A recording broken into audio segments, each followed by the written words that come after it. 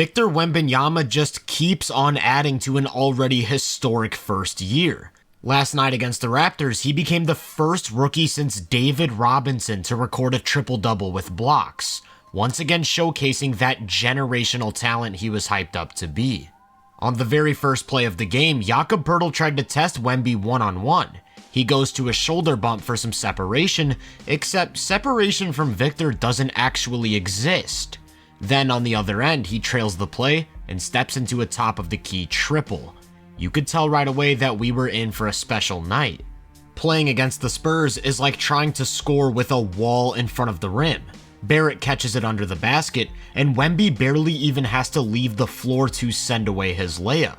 Because of his size, he can almost intentionally mistime his jump and still make contact. He leaves his feet for a rebound that he doesn't get, and typically that would leave Poeltl with an easy putback. I mean, he's releasing the ball while Victor's still on the ground, only to get wiped off the glass. Later in the game, Poeltl actually tried to take him in the post. A horrible idea. And no matter how many times he fakes, changes his angle, there's no escaping that 8-foot wingspan.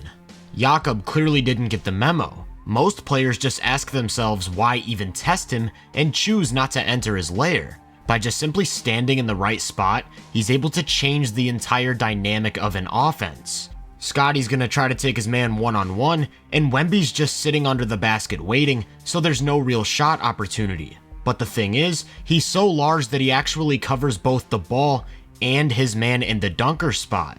That ability to cover multiple players at once makes him super effective in drop coverage. Notice how he positions himself to overplay the role, not giving up any sort of pass. But as soon as Trent Jr. starts getting close to the paint, he slides over just a hair to force him into settling from further. And on this one, he's going to do the exact inverse, positioning himself closer to the ball and giving up a pass to the roller before recovering for a big-time block.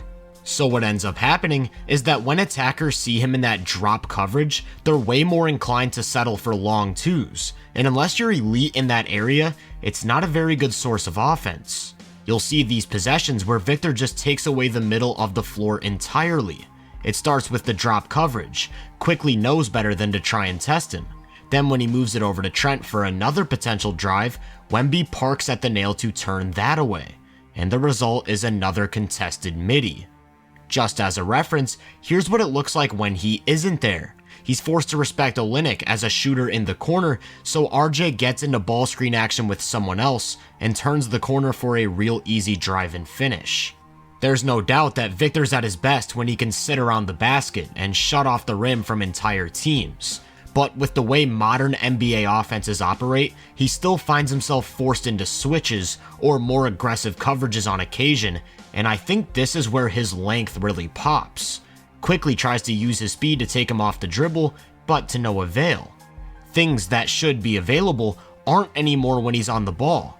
Poeltl's open for a pretty standard bounce pass that never makes it out of Scotty's hands. Or how about when the Raptors cleared out so that Scotty could isolate Victor in space? He works his way to the paint, throws an up fake before spinning into a hook that gets blocked off glass, only to grab a second chance and get blocked again, for Wemby's 7th of the game.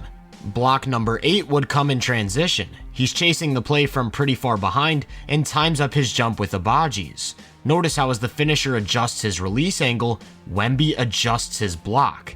That's masterful stuff. His 9th rejection came with 40 seconds left in the third. Him and Cedi Osman actually miscommunicate on a switch, which should result in an easy 2 for the slipping Barnes. But guess who's chasing him down? By the end of the third, this game was pretty much done for. The Spurs led by 28, but Wemby had 9 blocks in just 23 minutes of play. So they left him in to start the fourth, and he relentlessly hunted for number 10. I thought he had it on this one in transition, only for the refs to deem it a goaltend, and it wasn't until about halfway through the quarter that he finally got it. They probably should have called a travel, but I'm glad they didn't. Now, anyone can look at the box score and see 2 steals, 6 deflections, 10 blocks, and probably draw the conclusion that this guy had a pretty great defensive performance. With that said, there's also the other stuff I talked about, all of the shots he drove away from the paint, all of the long twos Toronto had to shoot because they couldn't get to the rim. And we don't have numbers in the box score that directly track those, but what we do have is the Raptors' offensive production as a team. In Victor's 29 minutes, they scored 79 points per 100 possessions.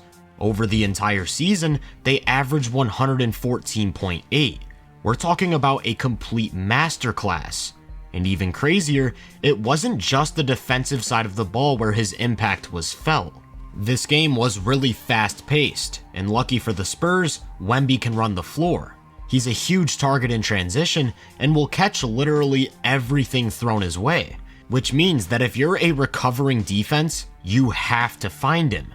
The standard rule of transition defense is to first take away the middle, then worry about the wings. But Scottie completely abandons the middle to preemptively pick up Victor, which leaves Sochan with an easy dunk. In the half court, he's primarily used as a screener. I think it goes without saying that switching is not an option, but the Raptors tried it once and found out the hard way. Of course, the biggest threat to worry about when he's rolling is him catching the ball within the same area code as the basket. And when the defense loads up to take that away, he'll use his height to just shoot over the top of everyone. Not just from the mid-range, because he can also pop to the three-point line, where that shot continues to look better and better as the weeks go by. Oh, and did I mention, he can also run the pick and roll as a ball handler. RJ shows for just a second, and Victor counters with a beautiful shovel pass to Trey Jones. He's not known for his passing, but can make some really nice finds, like this one where a broken possession ends up with him driving and throwing a lengthy Euro step straight into a dump-off. Or how about a play that starts with a rare missed lob, only for him to collect a second chance and throw a beautiful no-look to the wide-open Sochan. This next play starts with him catching the ball in the mid-post, and as soon as he spins, he recognizes a double, which leaves a shooter all alone in the corner, although that three just misses. Typically when Victor touches the ball, defenses are gonna come at him with a quick double team, but he can just see over the top of everyone, so he'll find cutters or shooters for easy offense. And the reason they sell out to him like that is because when they don't, as long as he gets that first dribble down, there's really not much you can do. He'll get into his scoring move really quickly off the catch, this time jabbing right into a drive left and putting Pirtle on a poster. You'll have these plays where it looks like he's a man amongst boys, getting seemingly whatever he wants, regardless of who stands in his way. He finished this game with 27 points on 81% true shooting to go along with his 14 rebounds and 10 blocks, making him the fourth rookie in NBA history to record a triple-double with blocks, and the first to do it since David Robinson 34 years ago. Of those four, he was the only to do it in under 35 minutes, and he didn't even play 30. The way he can have his handprints all over a game on both ends in so little time on a nightly basis is just absurd, and something we haven't seen from a first-year player in decades. If you enjoyed this breakdown, make sure to drop a like, subscribe, and turn my post notifications on to be first on more content. If you're interested in my more in-depth research, make sure to check out my website and social media profiles. You can find those links in the description. Feel free to let me know down in the comments what you thought of this game. As always, I hope you all have a great day, and I'll catch you guys in the next one.